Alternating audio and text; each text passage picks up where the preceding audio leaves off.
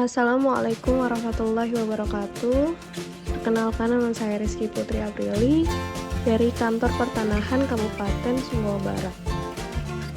Kali ini saya akan menjelaskan tentang Learning Journal Komitmen Mutu dan Anti Korupsi. Yang pertama akan saya bahas adalah komitmen mutu. Dalam komitmen mutu kita akan mempelajari tentang efektivitas, efisiensi, dan inovasi. Efektivitas adalah fokus ke tercapaian target, sedangkan efisiensi adalah penghematan biaya, waktu, tenaga, dan pikiran dalam menyelesaikan kegiatan. Lalu selanjutnya ada inovasi. Inovasi ialah ide, praktik, atau objek yang dianggap baru. Konsep mutu merupakan salah satu standar yang menjadi dasar untuk mengukur capaian hasil kerja.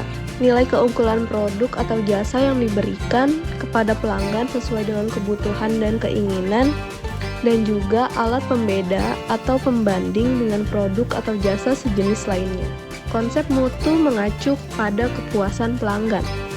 Mutu menjamin nilai keunggulan produk atau jasa yang diberikan kepada pelanggan. Berikut merupakan beberapa poin dari instrumen peningkatan mutu. Mutu hakikatnya adalah persepsi masing-masing orang. Mutu suatu produk bisa dirasakan berbeda antara satu orang dengan orang lain. Dan mutu perlu dikelola sedemikian rupa sehingga persepsi orang terhadap mutu suatu produk lebih beragam.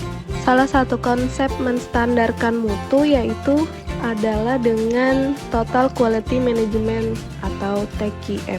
TQM ialah kegiatan perbaikan berkelanjutan yang melibatkan setiap orang dalam organisasi melalui usaha yang terintegrasi secara total untuk meningkatkan kinerja pada setiap level organisasi.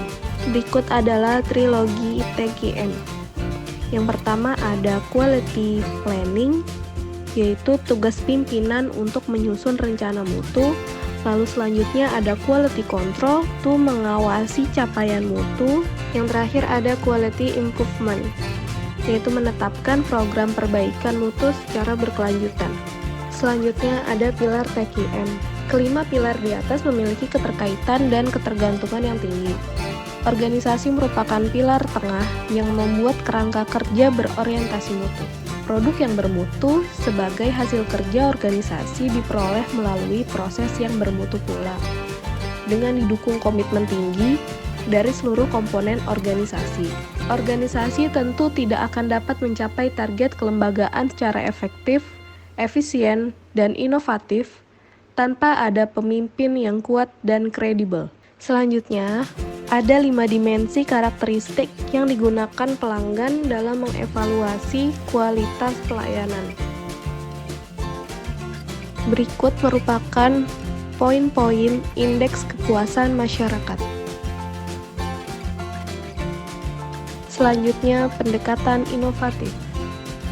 Berikut cara-cara berinovasi. Yang pertama, melalui penemuan, yaitu cara mengkreasikan suatu produk, jasa, atau proses yang belum pernah dilakukan sebelumnya. Yang kedua yaitu pengembangan. Cara mengembangkan produk, jasa, atau proses yang sudah ada. Sedangkan yang ketiga yaitu duplikasi, ialah cara menirukan produk, jasa, atau proses yang sudah ada. Namun, duplikasi di sini bukan semata-mata meniru, melainkan menambah seutuhnya secara kreatif untuk memperbaiki konsep agar lebih mampu memenangkan persaingan. Yang terakhir adalah cara sintesis, yaitu cara perpaduan konsep dan faktor-faktor yang sudah ada menjadi formulasi baru. Menurut Duff dan Kanita, terdapat 3 strategi inovasi. Yang pertama yaitu eksplorasi. Ialah merancang organisasi untuk mendorong kreativitas dan dimulainya ide-ide baru. Yang kedua yaitu kerjasama.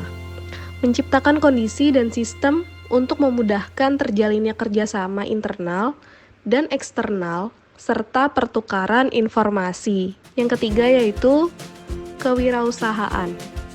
Menjalankan proses dan struktur untuk menjamin bahwa ide-ide baru diutarakan untuk nantinya diterima dan diterapkan. Selanjutnya, komitmen mutu dalam penyelenggaraan pemerintahan. Landasan dalam komitmen mutu adalah mewujudkan kepuasan masyarakat yang menerima layanan.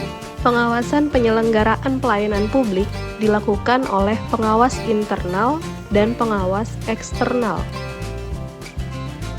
Selanjutnya, berpikir kreatif. Layanan yang kreatif dan kepuasan masyarakat menjadi bagian yang tak terpisahkan dari upaya lembaga pemerintah dalam mencapai visi, misi, dan tujuannya. Selanjutnya, beberapa pola pikir kreatif menurut Daniel L. Pink. Lalu, ada beberapa inovasi yang telah dilakukan oleh ATR BPN. Salah satunya yaitu pada Satker Kantor Pertanahan Kota Bogor tahun 2020. Kantah Kota Bogor meraih penghargaan dalam kompetisi Pengelola Pengaduan Pelayanan Publik Nasional tahun 2020 dengan kategori Unit Pengelola Pelayanan yang diselenggarakan oleh Kemenpan RB. Materi yang kedua yaitu tentang anti korupsi. Di balik semua fenomena kehidupan yang mengandung kerusakan, selalu ada kaitannya dengan korupsi. Berikut beberapa fenomena kerusakan. Yang pertama, kerusakan hutan dan lingkungan. Yang kedua, bangunan yang cepat rusak. Yang ketiga, penegakan hukum yang tidak dapat tegak dan berlaku adil. Yang keempat, layanan lama, sulit, dan birokrasinya panjang. Yang keenam, merebaknya narkoba. Yang ketujuh, negara dengan sumber daya alam melimpah namun tidak memberikan kesejahteraan bagi masyarakatnya. Dan masih ada beberapa fenomena lainnya.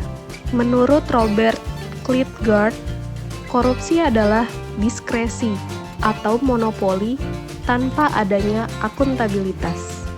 Berikut adalah 7 kelompok tindak pidana korupsi yang sudah diatur dalam Undang-Undang Nomor 31 Tahun 1999, Junto Undang-Undang Nomor 20 Tahun 2001. Kesadaran anti korupsi telah mencapai puncak tertinggi akan menyentuh spiritual accountability.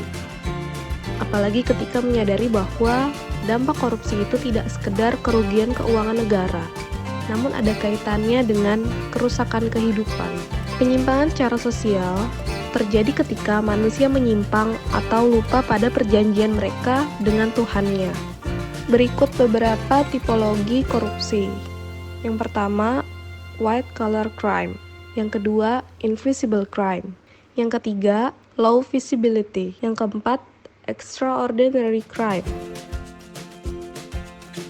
Terdapat beberapa motif dalam korupsi. Yang pertama, karena kebutuhan. Yang kedua, karena ketamakan. Yang ketiga, karena kesempatan. Dan yang terakhir, karena exposure. Berikut beberapa nilai-nilai anti korupsi.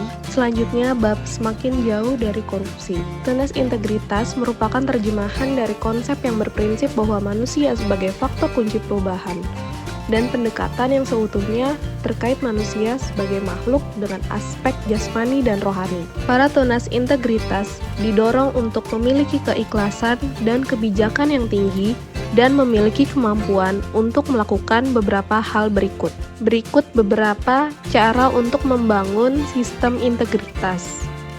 Terdapat 3 aspek penting yang harus diperhatikan. Yang pertama, koruptor menggoda biasanya pada saat seseorang sedang di luar sistem.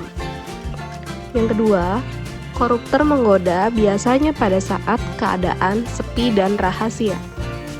Yang ketiga, koruptor menggoda dengan berbagai cara dan menggunakan pengaruh yang sebelumnya di luar perkiraan, atau biasa disebut dengan wow effect.